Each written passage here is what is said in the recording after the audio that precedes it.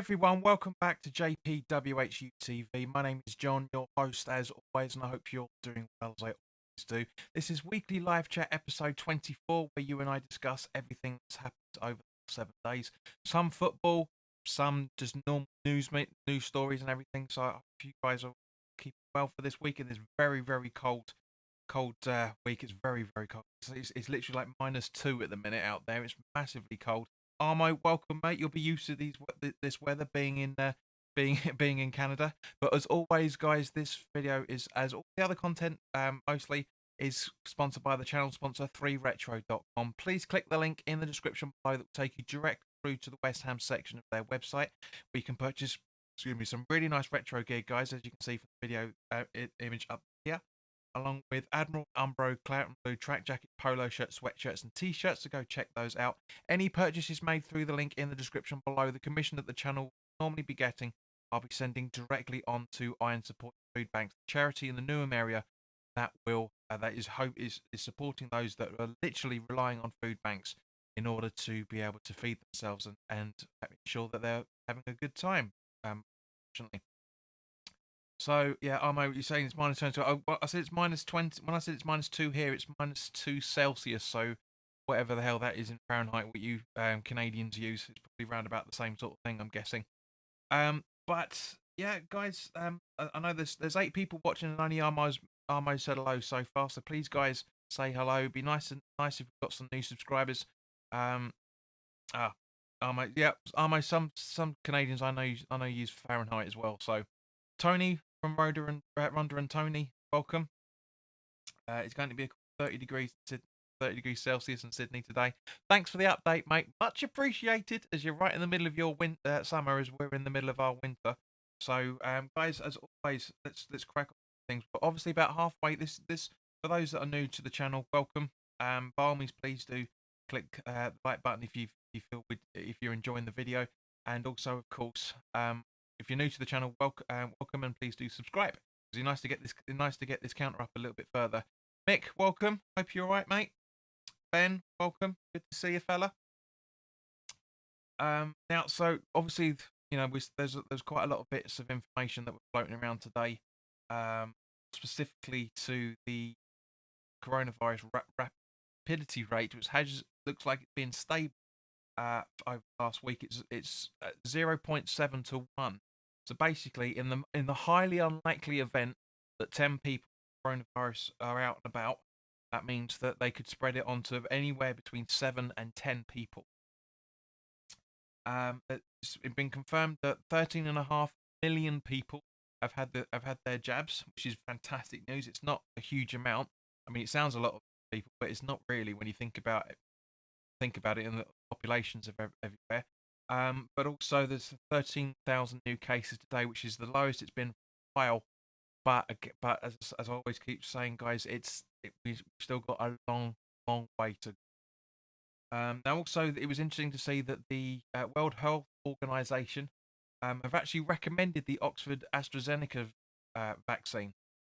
Very, very interesting times with that as well, for that matter, because as I said, it's literally just a case of just boost the microphone up just a tiny bit. There you go, it's better. It's interesting that the cheapest vaccine has been given the actual worldwide. Funny that, isn't it? But yeah, guys, give me your thoughts on this as well, because obviously, we're all still dealing with in various forms of COVID. There are some people that have had the jab.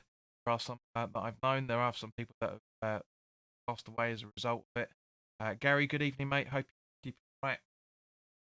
Now the object is that the government wants to have, well, not all, but the majority, if not all, of the people age 50 and over vaccinated by May.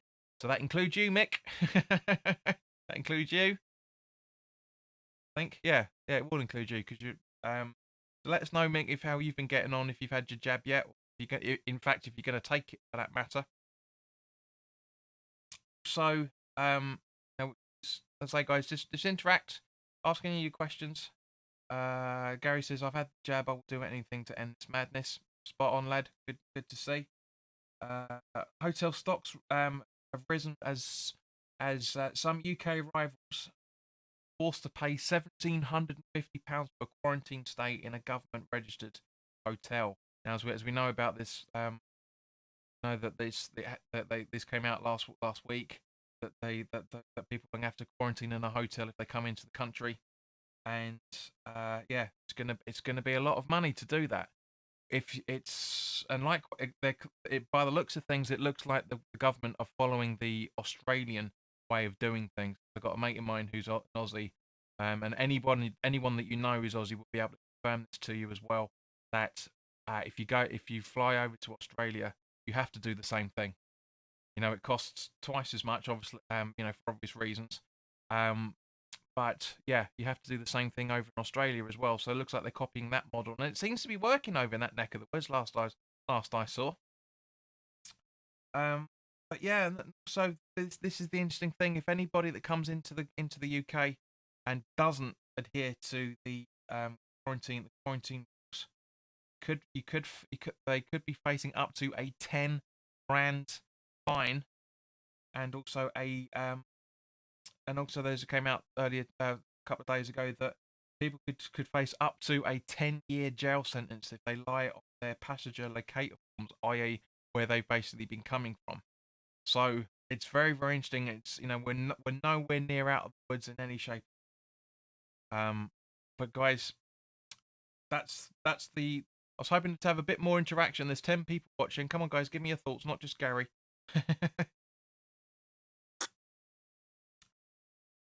Cali Gaming TV, welcome. That I've had the jab and all that happened. My left testy shrunk about 20%. Yeah, all right. Yeah, all right. Yeah. Very funny. Very.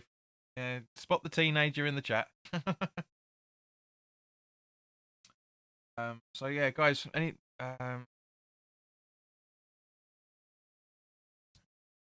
yeah. So guys, anything else you want to talk about?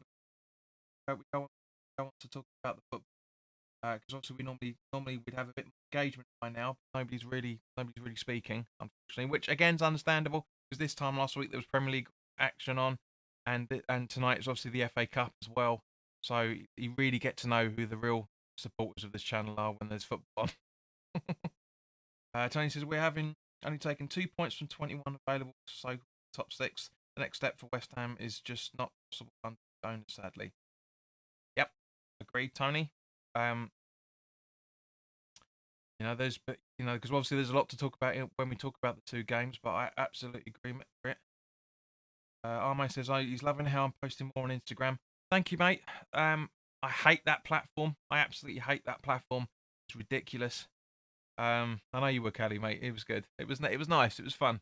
But yeah, so this isn't a channel for dead serious stuff. I mean, we always have a laugh on this channel, but yeah, I know you were pissing around with it, and it's all good. It's all good. But obviously there are going to be people that could take exception to that, so just be mindful. But me personally, fine. It's a weekly live chat, so we can talk about pretty much whatever you want, absolutely whatever you want. It's not an issue at all. And the majority of the people here that watch this channel are of the same mind of me when it comes to humour. Now we're all West Ham supporters. We like a bit of a banter between each other, and of course, this is the only true home of the weekly live chat. Often imitated, never perfected. So, Gary says, "What have you been watching lately, Gary?" Over the last few days, well, over the weekend, I should say, I watched all 3 Karate Kid films. I watched the remake when it came out with Jaden Smith. That was poor. And I've also watched, but I've not watched the next Karate Kid because that's an absolutely terrible thing. Absolutely terrible film. But yeah, it's interesting watching all 3 Karate Kid films because it kind of subverts Cobra Kai. Now, as much as I love Cobra Kai, it's a fantastic TV series. Really, really enjoying all 3 series. I can't wait for series 4 whenever that's going to drop. But it's Cobra Kai it's a Karate Kid of a different dimension, because at the end of Karate Kid, Johnny Lawrence actually tips his head in respect quickly to I was about to say Mr. Miyagi. Then it's not, is it? to Danny LaRusso, and he actually hands in the trophy at the end and says, "No, you're all right, LaRusso." So there was respect between the two of them. But why all of a sudden after 35 years they would get into a bit of an argy bargy about it, I'll never know. But that's what it is. That's the way things are. The way things are with it. Armo says, "Can we please talk about this dumb concussion sub rule? What's dumb about it? That they said saying they do not stand by the rules. Well, the rules are, mate, is if someone's got legitimate concussion, an extra substitution can be made, and we haven't actually had a true case of concussion yet. So, and if a substitution can be made, by one team, the opposition has the right to make a substitution at the same point to counter it as a result to make the game even. So I'm really sure where you're going with that, fella. To be honest. Gary says I tried to watch Tenet, but was that I about I turned it off. What was that about? Question mark. I think that was meant to be. I turned that off. I've not seen it, mate, so I can't really comment. Fortunately, Mick asks, can you believe the BBC gave man of the match to a Man U defender when Dawson had such a great game? Yes, I can believe it, mate, because it's bitter and twisted. The reason why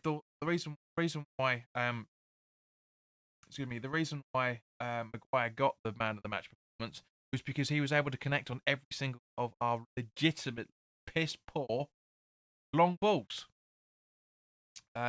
Ben, I don't know if you're still in, and if you listened to the commentary that you interloped on for the Patreons last night, because it was my error putting up as listed. Quickly, but the long balls weren't working, Mick. They just weren't working in any shape or form. We broke Man United down, especially in the second half, by little pass plays. It worked absolutely perfectly. Absolutely worked perfectly. But we just couldn't score. We couldn't score because we've got no recognised striker. Tony says the Australian leaders have done a great job of travelling around Australia. It is very restricted to stop the spread in the early days. Agreed, mate. Yeah, completely. Gary says I couldn't believe how many subs we made. I got confused. Took as it was in the last round, mate. We took full advantage of the 5 substitute because we had to do it. We had no choice. It was really, really, really bad luck on that. Really bad luck that Angelo O'Connor got his ankle injury, and then Diop got involved.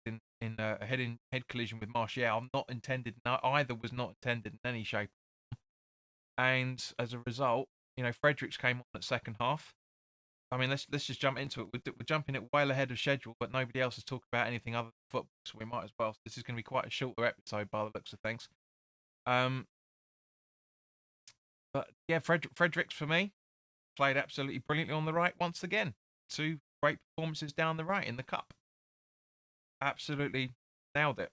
And so no, it was against Villa and then in the cup, I should say. Really good, really excellent performance from the lad. Loved it. Personally, great backup for Bowen if he's gonna continue to be in this weird misshaped run of form that he's doing at the moment. Very Armo says yesterday Diop got taken off the concussion rule. Martial stayed on. We decided to play an extra 15. Diop an extra 15 months was taken off. That is seriously dangerous. Well, he had as Moyes said, he had a lump on the head. But it wasn't confirmed as concussion. It wasn't confirmed as concussion. It was a coming together. There's the difference. You could see that Diop was more shaky than Martial was. But I know where you're going with it, mate. It was dangerous for Moyes to keep him on. Agreed. But at the same time, it was hard. It was hard not to do anything other than that, really. Actually.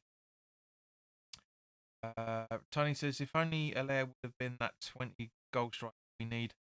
Wow, season this could have been. Well, mate, what do you mean what could have been? It's not over yet. What is wrong with this West Ham community? The season's far from over yet. We've got more points now than I thought we were going to get at the end of the season. We've still got some winnable games to come up. I was one of the few. I didn't do any tweets, anything last night after the game. Because I didn't need to because the patrons and a couple of others got to hear what I was saying. But I don't know. I just don't get it. Apparently, one game seems to completely dominate the West Ham fan base. No, it doesn't. No, it doesn't. It doesn't ruin our season. Yes, all right, the injuries are catching up with us, but at the same time, it's one game. I'm pissed off like everybody else that we whimpered out in the FA Cup the way that we did. Dawson played out of his skin, as Mick said. Was completely overlooked because it's Maguire and it's Man United. Also at the same time, we had yeah, Ben, as he says here. Ben says Fredericks did okay. Johnson done very well. Um, Gary saying he played Johnson in the five and Fredericks on the wing. Yep, absolutely, mate. 100% agree. I've always been backing Ben Johnson for a long, long time. I've always said it that he needs game practice, and he showed how good of a player he was against. Let's not take anything away from Johnson last night. He had some bloody hard opposition to get past. He had the likes of Wan-Bissaka, Matic at certain points. It's Mason Greenwood as well, who's a very up and coming player. Really impressed with him last night. Tellez as well, their left back. And, he was getting involved on the right flank at certain points, but Johnson held his own. He absolutely held his own. Okay, yes, we all know he's a natural right back, but absolutely held his own. Really has held his own. Uh, Armo says New Zealand has handled COVID best way so far. Agreed, completely. They've had two bouts of and they've locked it straight down. But at the same point, one of the reasons why that New Zealand have coped with it as well as they have is literally because their population is less dense than us. That's the reason. You've got to take it into consideration. Numbers only say a certain amount of things. Armo says Fab had one of his best games yesterday. He didn't have that much to do, to be fair, but he made some terrific saves. Very, very good saves. Argument that more could have been done from Dawson and Creswell and Fabianski. Well, not really Fabianski, but definitely Dawson and Creswell for McTominay's goal. Oh, sorry, McTominay's goal. But at the same time, absolutely loved it. I thought you had a good. And Ben, you're absolutely right. Social media is reactionary. It is, and it's irritating that it's getting to the level that it is now. Yes, it's irritating coming out of the FA Cup. There's a great clip of Talksport where this guy Alex phones up saying he's a West Ham fan and said that he'd rather finish fifth than win the FA Cup. But which is fine. I get his point of view, but winning the FA Cup gets you into Europe anyway, and you've got something to show for it. Don't really have a look on Talksport's Twitter account. It's hysterical. It's a 3 minute clip, and I could only listen into about a minute of it. Unbelievable how stupid that bloke is. Alex, if you're watching, by all means, come on, we'll have a chat. Trying to think the logic behind you. Gary said the upside is one game a week, plenty of rest. We will see the side start smashing teams every week. I'd hope so, Gary. I genuinely do, genuinely do. Hope, but as I say, um, it is. It's been hard work as a West Ham supporter, as it always is this season so far. We've had some great performances. We've had some shockers. We were very lucky to get away with a point against Fulham. We were very lucky to get all 3 points against Fulham at the start of the season. It's just, it's here and there. It's the thing. Tony says, don't get me wrong, John. It's been a wonderful season, but I'm running out of years to win something. I know the feeling, sunshine. I know the feeling. I know you're older than me, but I know what you mean. Jeremy, don't be worried about joining late, mate. We're actually coming up to the 2 questions you posed. So don't worry about that, son. You joined actually at the right time. Armour says, do you listen to Talksport? I don't. I can't stand Darren Bent saying why take ninth in the FA Cup, go for fifth. Stupid. That's what he was talking about. That's what that Alex guy would call in to talk about. But just made himself look an absolute tit. Gary says, let's hope Lingard raises his game. He could be the difference. Gary, you can't put that amount of pressure on him. He's had 2 games and 1 decent performance, and then he's had a mediocre performance in a mediocre team against Fulham. Sorry, this is the thing. Again, Gary, that's a very reactionary thing to say because everyone's expecting him to put in the performance that he put in against Villa. You can't expect that from every single player. I've said every single time, do not make any judgments on any player until they've completed their season for West Ham. Which is why I've been very hands off of Allaire for the first season, went guns blazing this season. Which is why I was very reticent, shall we say, to say anything about Fornals. Fornals annoyed the piss out of me last night. I'm not gonna mix my words. He really pissed me off last night. And this is the thing. We do, and that is a thing. You can't judge a player and his ability on 2 games. You can't. It's irrelevant. It's impossible and it's illogical for that matter, rather than irrelevant. I mean, he is irrelevant to a degree, but you can't base say he's got to sort himself out. But the whole team was poor. The whole team was poor for the majority of the game. But that was because Fulham were very well organised, and I regret saying in the preview because they were very unorganised against Leicester. So, and credit to Scotty Parker for identifying those errors and was able to rejig it. So, Jeremy, you asked 2 questions. Can we still sign a free agent? The rules a couple of seasons ago were saying that you couldn't. You could only do it in the January and the summer transfer window. That rule seems to be rescinded for not being rude. And as a result, we can sign anybody whenever we want on a free basis. Now the reason I also want to talk about this as well is according to transfer market. Right, I'm going to talk about the available strikers that are on. If I remember correctly, yeah, free agents. Okay, free agents currently bring in. So let's go for forwards and centre forwards. Okay.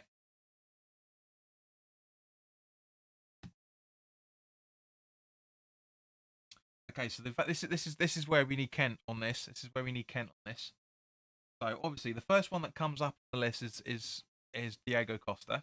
Too volatile. Wage is ridiculous. Daniel Sturridge.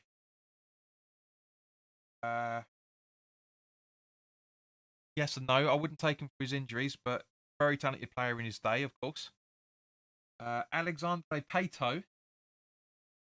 Pato, I think you pronounce that. 31-year-old striker. Never heard of him. Wilfred Bonny. Available. I'm seeing to transfer market. Umar Niasse. Another player we've been linked to in the past. Yaya Sanango. Never heard of him. Quite a lot of players on here. Of course, we know that Diafra is available on free as well. 31. Anybody within the decent age range? No. Edmilson, I think you pronounce that. 27-year-old centre forward. Heard of him. John Carlos Blanco. 28 years old. Sam Johnson, American centre forward. Never heard of these are guys under 30 that we're looking at. Gilmin Riveas. Oh my mate, you talking about FIFA? Saying none of them are good. Talking about FIFA or actual real world because they're two totally different things. Sergio Romero, we were linked with over the summer in the January transfer window. Ali Rodriguez. Rafael de Wema.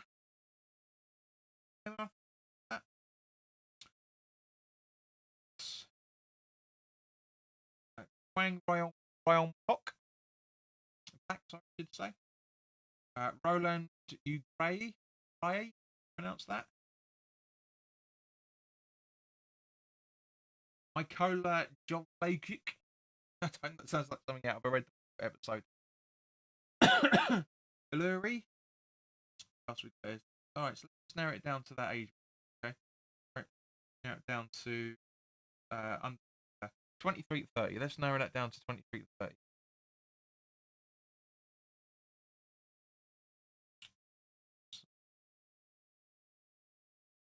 Dom Dyer, American and American Ireland centre, currently injured. Surprise, surprise.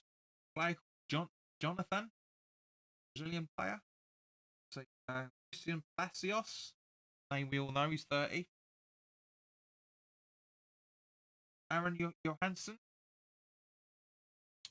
Honestly, guys, there's nobody here with the exception of Sacco, and I agree, Ben. I would like to see him come back, but he's over the hill now, mate. He's over the hill. He really is over the hill. Jeremy says Glander is talking about a short signing of signing Costa or Sturridge. Personally, provides let the misers have their way and sign nobody just to appease, as Moyes puts it. I wouldn't take Sturridge and I wouldn't take Costa. The only reason why Ben's talking about it is because, no disrespect to Ben or anybody else that's talking about it, it's what everyone else is talking about. He's doing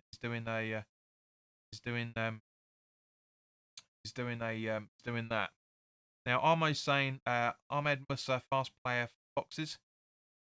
Musa is a winger, mate. He's not an out and out striker. It's irrelevant. We're talking about centre forwards or strikers. He can play as a centre forward, but so can Jesse Lingard, which is the whole reason why he's been brought in. And I've got a funny feeling he will be centre forward for Monday if Antonio isn't fit. Armo Sissoko hasn't scored in 2 years. Jeremy says, we're not in danger of relegation, so let the kids have a go and mature at the cost. 10th, 12th place, why not? They'll be there to reap the benefits next season. Yeah. I was talking to Marshy earlier today, and good evening, Luke. Hashtag bring back Carlton. You know when the game is bad when Carlton Cole is saying no service.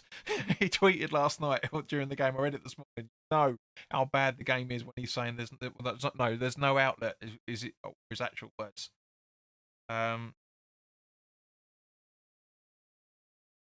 Armo says Musa has played striker. That's what I said. Said that he can play it, but he's a winger. He is a winger. Look at the information.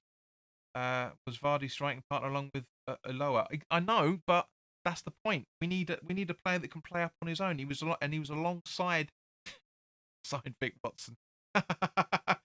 Oh, if only we could get in the time machine, bring him forward, and yeah, that'd be fantastic.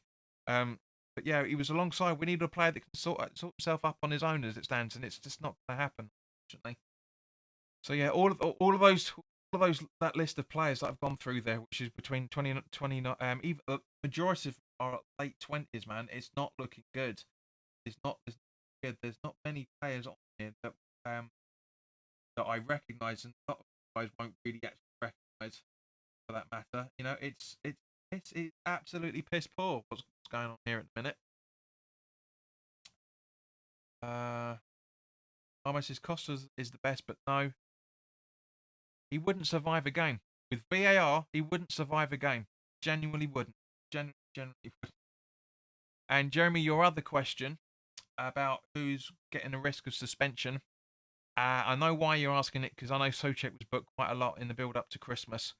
But when this is the thing, in January, the risk of suspension gets wiped because of obviously transfers.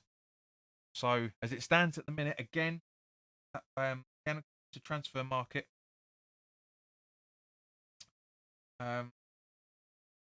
Transfer market.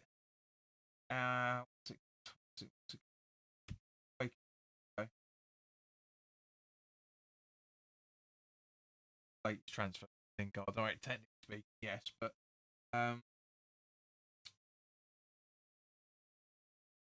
injuries.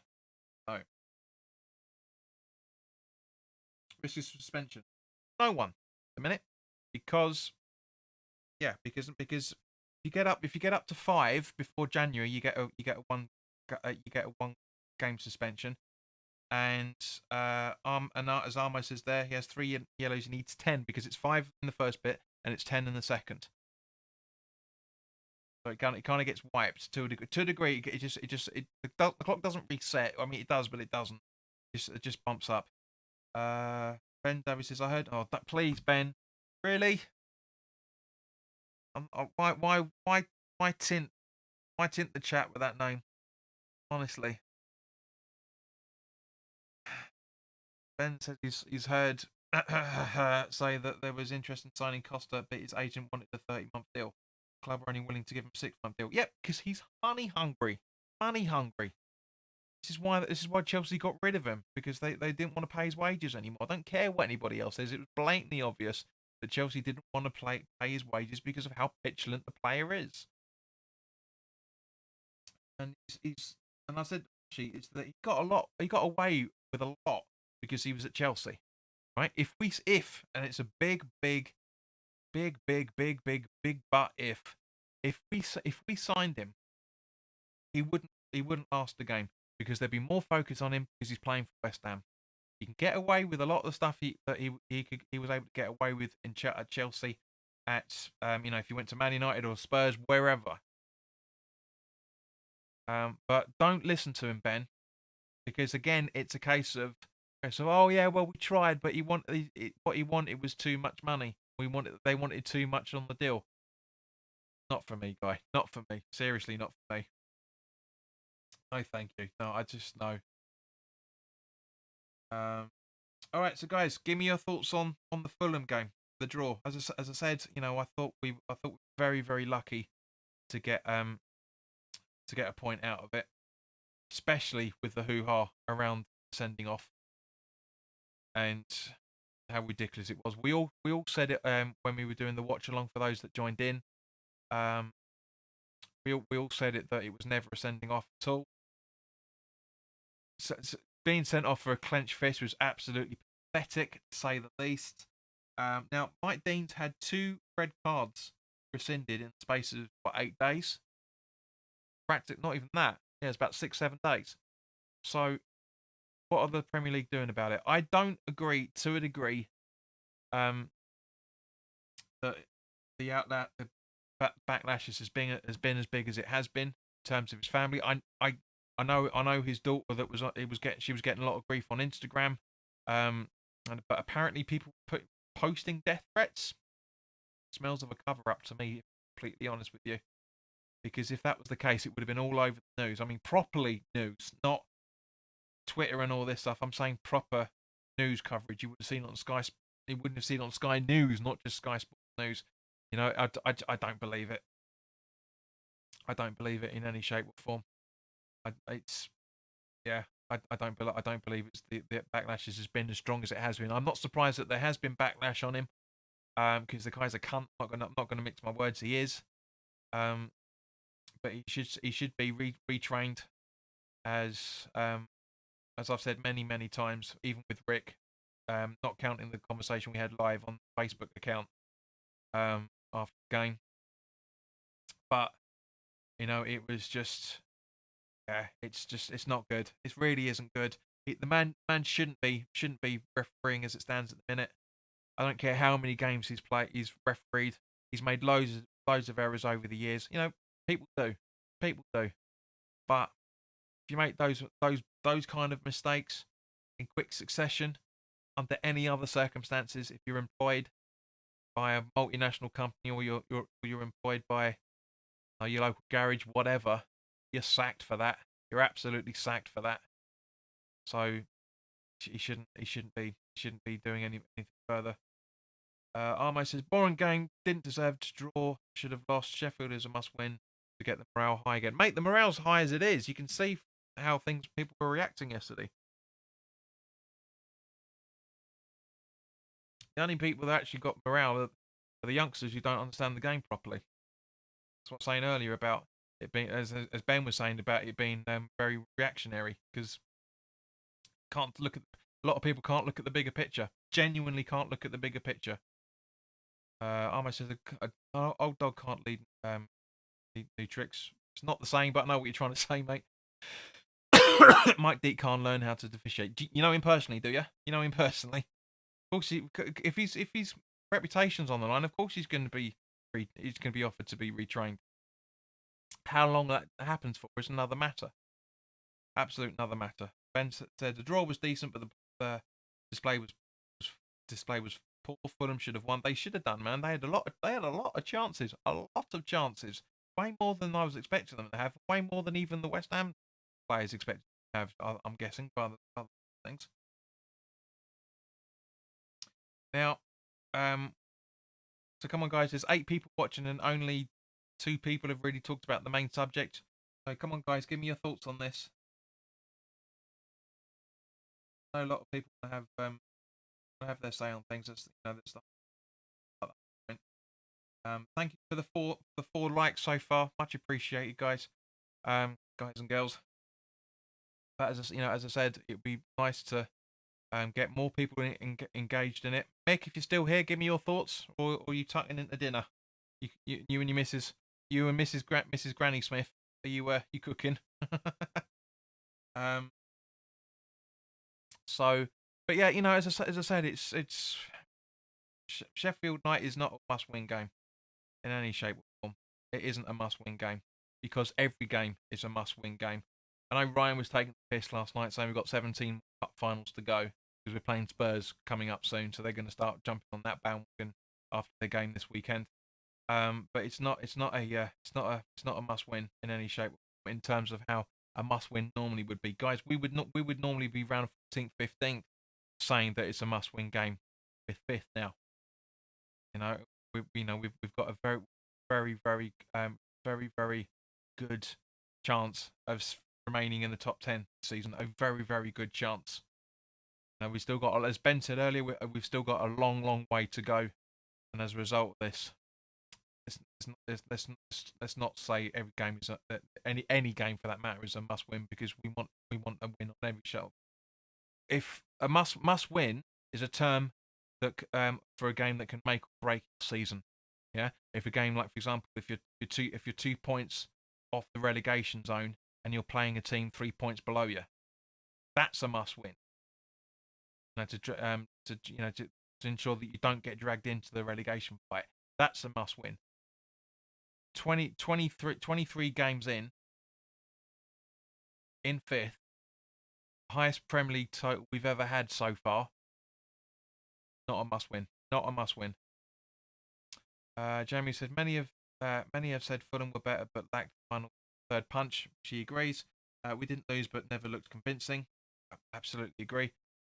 Tony says small heavy pitch, so point wasn't bad. It's a pitch we're used to. It's a pitch we're used to as West Ham supporters. The majority and a lot of those players would have been used to that at the same time. Like for example, where are we? Creswell, Noble, even though he wasn't playing, Antonio. There was enough players in the Brent, Ben Rama for that matter, Bowen, Lingard would have been used to playing on a pitch like that. So I wouldn't say the pitch was anything to do with it. The rain didn't help, but yeah. Jamie says Sheffield United is a banana skin for us. They'll be up for it. I admire their manager. He's in the Dyche mould. No nonsense. Make the most of what we've got. Yeah, agreed. And and to a degree, that's the same thing with David Moyes as well, Jez. That's the thing. I've got a lot of time for the majority of the managers in the league. To be fair, I like a lot of the managers. Not all of them, but I like the majority of them are level-headed, non-egotistical people that understand the game and understand what else is happening. We understand. They understand the bigger picture, and that's what I really like about it. Armo asks, does anyone else think this is a boring title race and relegation battle? I think the race for the European places is more exciting. Well, really, mate, it's becoming an unpredictable season, but every season's unpredictable. I wouldn't say the title race is boring because Liverpool can still slip up, gain points, and Man City can still slip up, gain points. I don't see how everyone's getting carried away because Man City are at the top of the table with a couple of games in hand. They could easily fuck it up. They could genuinely easily fuck it up, which is why they're trying to bring in a striker on loan on a free at the minute. Relegation's kind of written in the stars now, unless something absolutely changes. But it's kind of written in the stars. Mick says we had a great had great results already this season. Hopefully, once we get playing freedom. Yeah, agreed, man. This is what I'm saying. It's just the fact that everyone's writing the season off because we lost in the FA Cup to Man United. Went to extra time, guys. Man United weren't all that good. Let's talk about the game now properly. Man United weren't all that good. They genuinely weren't all that good. They were making a lot of sloppy mistakes. I mean, granted, Henderson didn't have a lot to do, but as I said earlier, I'm very impressed with how Wan-Bissaka played. Very impressed with Mason Greenwood. Very impressed with Tellez. Martial had his moments. Could have easily had a couple. Rashford looks a bloody hand. Shame he was playing out on the wing and not as in the proper number 10 role, but very, very, very, very good player. TSC, welcome. He said we deserved to win against Man United. Justify that because I don't see how we deserved anything out of that game for the majority of it. We had 5 minutes of good football. That was it. Armo says, really hope Fulham stay up. Good club, good manager, play good football. Just no end product. West Ham, mate, innit? Exactly the same. Mick Smith says, with no fans, results are definitely impacting on the title race. I can see what you mean there, Mick. I mean, I agree to a degree. I don't think the fans have got that much of an impact. Having an empty stadium will have more impact because they're able to hear the instructions a lot clearer, even though they've been playing the sport since they were 6. So I don't really see why they should need constant instruction all the time. They've been playing it all their lives. If you need instruction, you're not good, as far as I'm concerned. If you've been doing something since you were 6 years old, it's not like Jimi Hendrix kept having lessons. It's not like Paul Weller kept having lessons. It's been doing it their entire lives. So with footballers, it really irritates me. It genuinely does irritate me for that. Let me just turn that up a little bit.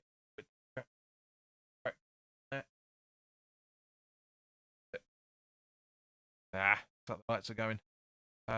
Place those over. But yeah, as I say, it's just I genuinely think Fredericks is a good right winger. I genuinely think he's got a lot of promise in that position.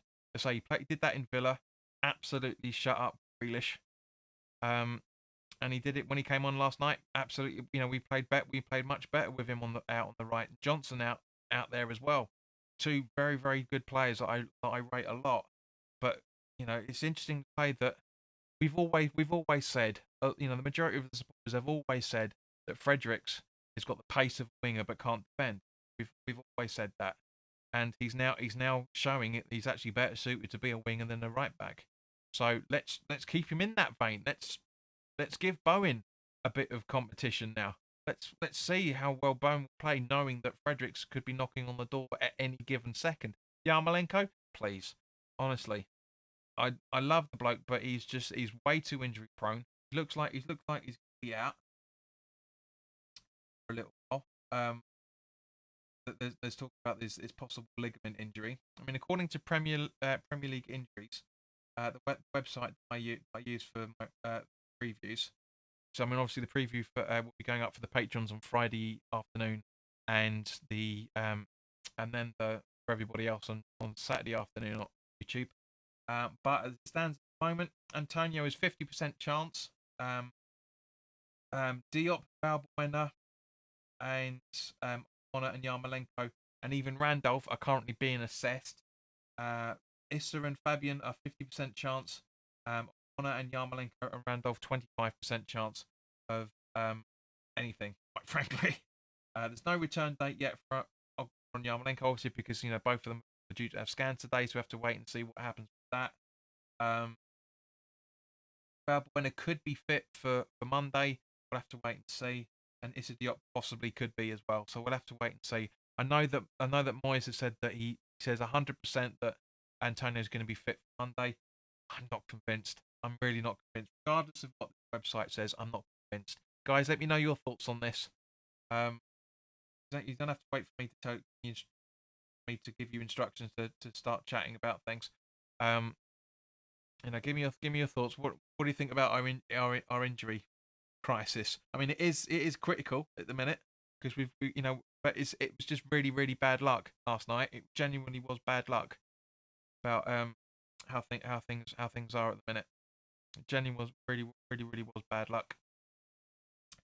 Now, while you guys are putting your time in there, some good news is Masuaku could be back for Man United away middle of March. As I say, he could be back according to the details. Ben says, "What is the situation with Diop? Did he suffer concussion? He had a lump on the head, and which is currently being looked into. So that's why I'm saying, Ben, that about Ogbonna and Diop having scans. And so I didn't say. So I apologize. I didn't say it's having scans, but it's Yarmolenko and Ogbonna having scans. That's what I said. But so apologies. I thought I said it Diop as well. And as a result of it, it's going to be we'll have to wait and see. We'll have to wait and see. Either way, I genuinely think that we could be looking at Diop Ogbonna out for a couple of weeks, week to 10 days possibly. But again, we'll have to wait. We'll have to wait and see what the situation is. Now, the other interesting thing. Oops, let's put something in the chat there. The official message coming out of the club that he is fatigued. Should he be fit? Antonio, it's not, mate. It's not fatigue. I mean, it is, but it's not the fatigue that everybody's taking it as. It's muscular fatigue, which are two totally different things. Which is completely understandable if you are talking about Antonio. Is that it's completely understandable because because it's usually code for a hamstring strain. A lot of the time, it's code for hamstring strain, especially bearing in mind he was holding the back of his thigh against Fulham towards the end of the game. So it looks like he strained the muscle and therefore he's been rested. I mean, if it wasn't, then we would have seen him watching the game sitting alongside Lingard or somebody like that. So that's why I genuinely think that that's the case. Ben says Dawson and Balbuena in the centre of defence then for Monday could very well happen. We'll obviously have to wait and see what Moy says on Friday or possibly Saturday. It's probably Friday. See what he says. Because I'm going to shoot the preview after that. So, hopefully. So depending on what time of the day it's done. But yeah, that's looking a possibility. It really is looking a possibility. Because obviously last night he was going to bring on Balbuena, but changed his mind within the last couple of minutes before Diop actually came on. Now it was also interesting to see today that Manuel Lanzini had a price tag of £15 million put on his head. I was reading that about a couple of hours ago. Now the interesting thing with that, so I double checked on Transfer Market how much we paid for Lanzini when we brought him in July 2016. So yes, he's been around for almost 5 years. Because remember, he was on loan beforehand, on loan for a couple of seasons, if I remember, or at least one season, and then we made him permanent under Bilic. So technically, he's been around for 6 seasons, but this will be his 5th complete season as a signing. And we paid 10.8, so basically 11 million. I think it's about 13 million euro. I think it was at the time. So basically bought him in for 11 million pound. So potentially there's a 4 million pound profit if he is sold for 15 million pounds. Now, guys, let me, or maybe slightly higher than that, maybe slightly lower than that. Guys, give me your thoughts on Lanzini. For me, Tony Cottee said he's one of our best players. As much as I love Tony, I have to disagree with him. I genuinely have to disagree with him. He was, at one point, for the first couple of seasons, before he had that injury. It's never been the same since, which is completely understandable. Because when you get an injury to the extent that he had, you're never going to play the same again because it's constantly preying on your mind. Jack Collinson said the same thing about when he had his injury. Bless him. That really bad knee injury that he had. It's been very interesting to see what he's been saying. But at the same time, as I say, Lanzini is. I love him. He's a very very good player. But he's a squad player now and has been for a good couple of seasons. He genuinely has. In my opinion, he's been a squad player for the last couple of seasons. So we've got 10 minutes left, guys. So that's all the stuff that I want to talk about. So I had to try and pad it out a little bit for obvious reasons. Because none of you guys really started talking other than just the football, which is fine. But this isn't just about football. It's not West Ham chat. It's a weekly live chat. Guys, come on, genuinely. I've been talking for the last couple of minutes and asked you guys your thoughts on it, and nobody is typing. Absolutely no one is saying anything. I know you guys can. I know you guys. I know you because all of a sudden once I give you guys a bit of a bollocking for not talking, then all the messages come through. But guys, seriously, give me your thoughts on Lanzini. Would you sell him for 15 million? Flag on the chat's not that long. Believe me, it's not that long.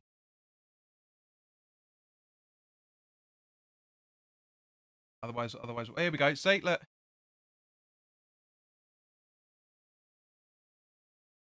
Ben says 15 million. I would. Jeremy says getting a very patchy reception here, John. Well, so everything's showing is all right on my side, mate. Is it your Wi-Fi, or are you using your own data on that, Jez? James Gooding. Good evening, mate. Late to the party as always. I hope you're all right. Yeah, I'll take 15 million for him. Armo says Manuel is not good anymore. Get rid of him. Jeremy says I'd love to see Tony here next season. Jesse says I would. Then again, do need him for substitution reasons. That's what I'm saying. He's a squad player, mate. He genuinely is a squad player. But my excuse me, my main concern is the fact that the club has still not published their 1920 season counts yet. They haven't. I'm keeping an eye on it. I went into the detail last week about the amount of money that the club made out of last season, which has never been published apart from in Planet Football, which we talked about. Talked about how much the squad is. I just genuinely don't understand why we can't buy players when we've got this influx of money. It really doesn't make any sense. Mick Smith, Lambretta, always, mate. Vesper is a cheap knockoff of Lambretta. He's going to hate me for that, but they are. It's like Gibson and Epiphone. If I had the choice, I'd have a Lambretta all day long. I love Vespers; they're beautiful machines, but Lambrettas are the better quality. Ben says he isn't a player who's going to start every game. Agreed. That's what I'm saying. He's a squad player. James says, I think if we can sell him and replace him with a hungrier, younger player for the squad, we go for it. Yeah, I completely, I would take that all day long, mate. Genuinely take that. Just get the light working again. Hang on. The batteries are going to go. Jeremy, are you going to engage in any of the conversation? It's nice to know that Winston Reid's on the bench for Brentford, but we're not talking about this. Mick says Vespers are more reliable. Fair point. I've never owned one myself, so I can't really say. But I do. I love both bikes equally. Genuinely do. Okay, so we've got 7 minutes, guys. Anything else that you guys want to talk about? There's 8 people watching. Someone else has liked this video. Thank you very much for that. And the more likes come in, the more engagement the channel gets, and therefore the more advertising the channel gets. Guys, thank you very much for that.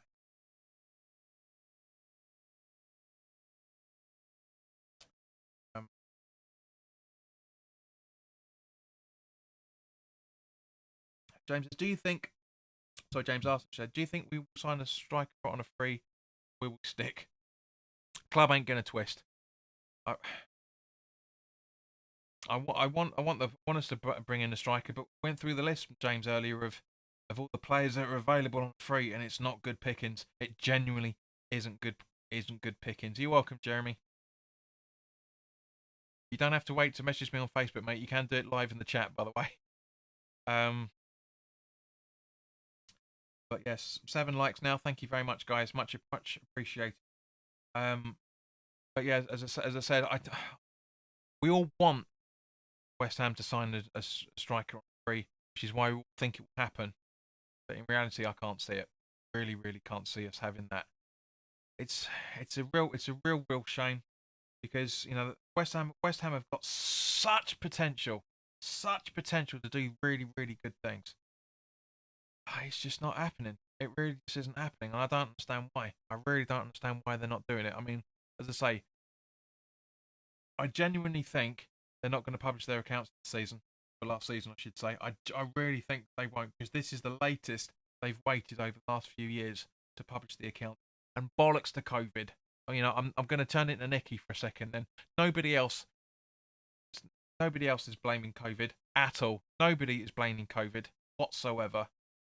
So, and plus, as I said, with the money that we got in last season, the money that we're paying for paying the squad this season in terms of wages, um, no, where's the money gone?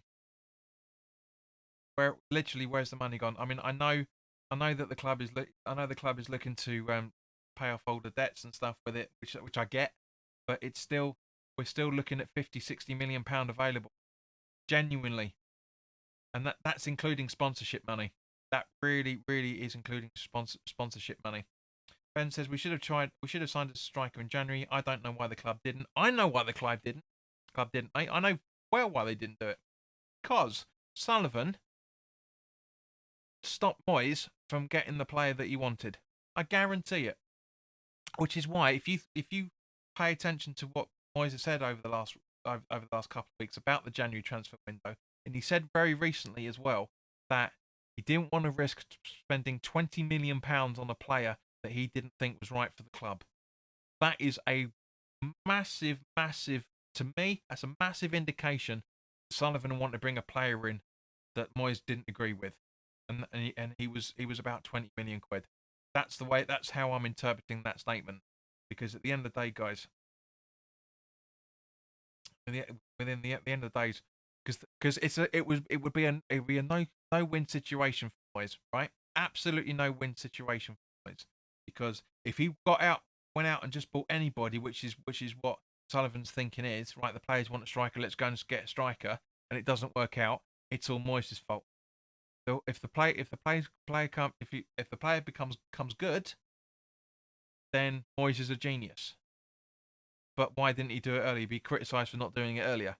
You know, it's a catch-22 for him. And then likewise, Sullivan will come out like the nasty little rogue that he is, coming out saying that, yeah, X player was my idea, but Moyes didn't want to do it, but I persuaded him to bring him in. That's all Sullivan wants. And James, you're absolutely right. Sullivan wanted to play Football Manager with the team, and Moyes rightly blocked it, because that's what Sullivan's in it. Sullivan's in it for the machismo. That's all he wants. That's all he cares about. That's all he cares about. He wants to go. He wants to show off with his mates. So look, I bought this player, and he done well. Sorry, I sounded like I sounded like Steptoe then. Jamie says, sorry to sound like an old record, John, but what happened with that Czech kid that they were talking about? It was paper talk, mate. It was paper talk. What I understand, he wasn't one of the legitimate targets we were putting bids in from. That's it. It's as simple as that. Ignore. I keep saying, Jeremy, you've only been to watching the channel for the last about a month or so. So go back and watch some of the other content when you got time, because I keep saying, which is why I didn't do any videos in January about the rumours, because I don't listen to rumours. It's irrelevant. When the same player gets linked from about 2 or 3 very, very reliable sources, that's when I start talking about it. Because otherwise, it's Sky Sports News understands from their sources that West Ham are after for Amu Musa, for example. Yeah, we might be monitoring him, but that's about as far as it goes for a lot of the time. Genuinely does my head in. It really, really does. And James, you're right. The club is a toy to him. Absolutely. Guys, thank you very, very much for your time. Thank you to everybody that's liked this video. Thank you to Mick, Ben, James, Jeremy, Armo, TSC when he popped in. Luke popped in quickly. Thank you very much, mate. Gary, put your stuff at the beginning of everything. Thank you very much, guys. As I said, if you're new to the channel, welcome. Please do subscribe. And please share this content as well so people can watch the replay. It'd be nice to get some more people. It'd be nice to try and get this count back to all the way up to 1,800 subscribers. So 56 left to go. It's not that difficult. To be fair, if young Jake can, with West Ham unofficial, can get to 2,000 subscribers in 5 months, you guys can get us to 2,000. You genuinely can. But in the meantime, guys, thank you very, very much for your time. Look after yourselves. as I say, the preview will be going up on YouTube for the Sheffield United game on Saturday afternoon or evening, and for the Patreons it'll be going up Friday afternoon, stroke evening. Because obviously to be a Patreon, you get access to information. You get access to information further on before anybody else does. James, thank you, mate. I'm glad you got your personal stuff sorted out, and it'd be nice to have you back again, mate. In the meantime, guys, look after yourselves, and I'll see you soon.